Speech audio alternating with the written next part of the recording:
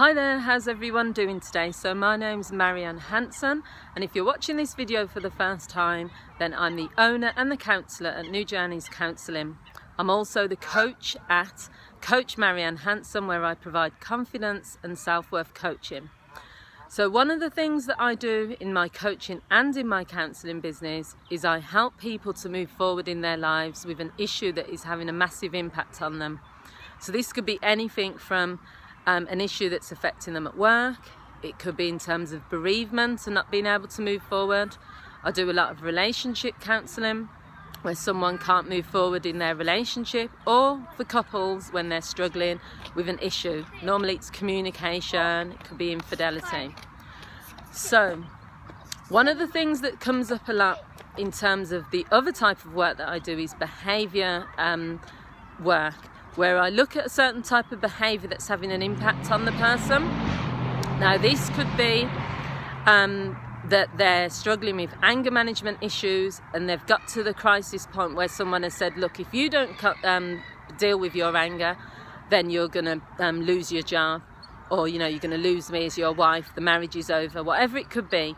It's normally at that point where the person recognises that this is having a massive impact on their life, and if they don't take some action, then there's going to be massive consequences.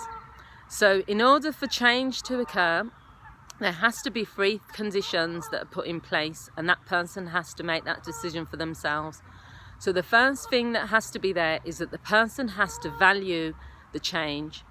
Is it worth it? If a person doesn't feel that change in their life, whether that's stopping drinking or stopping with becoming angry and getting into fights, if they don't believe that it's worth it, then they're not going to do it. They don't see the value. Why should I, stop drinking? Because I enjoy the taste of it. I enjoy, this feeling of hangovers. Not that anyone would, but there are people that get used to it. If they don't value it, then they're not going to take action. It doesn't matter how much counselling a person has. It doesn't matter how much someone threatens that person of the consequences. They have to value the change.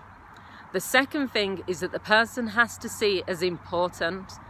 What am I going to gain from taking this action to make this change?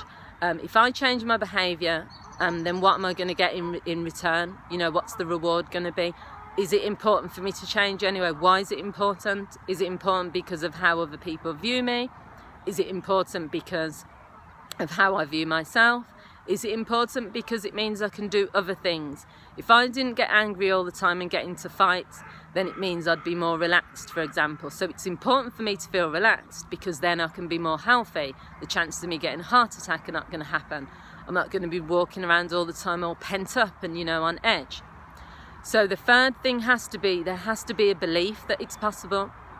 So for many people, the reason why they can't change their behaviour and why they're stuck in this habit for many, many years is because they just don't believe it's possible.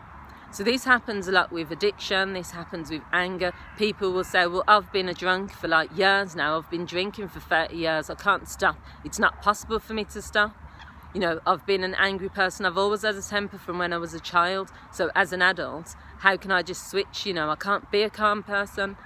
People use terms like I can't, or it's not possible for me, or I just don't believe it. And that is one of the key barriers to behaviour change. So when I'm working as a coach or a counsellor with someone, I always consider those 3 things first. Do you value it? Are you committed to it? Do you believe it's possible? What's the importance to you? What's the reason you're here? Why have you decided to take this step to make this behaviour change? Is it because someone else is saying to you that you need to, or is it coming from you? So it's so important to consider those things when you're working with someone who wants to change their behaviour. But if you're someone who just feels like you've had enough yourself and you want to make these changes on your own, then you think about those as well. Is it valuable to you? Are you committed to it? Is it important for you to make the changes?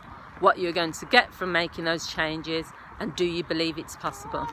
So as usual, I'm going to leave a description below. I'm going to leave all my details, but thank you to everyone that continues to like my page, to share, to subscribe to my channel. And if you feel that someone will benefit from this video, please feel free to share it And also, if you want to make a counselling inquiry, please get in touch with me. You can either leave me a message on here, you can go to my Facebook page, NU Journeys Counselling, or you can email me at nujourneys@yahoo.com. Thanks for watching, and I'll see you all again soon. Bye.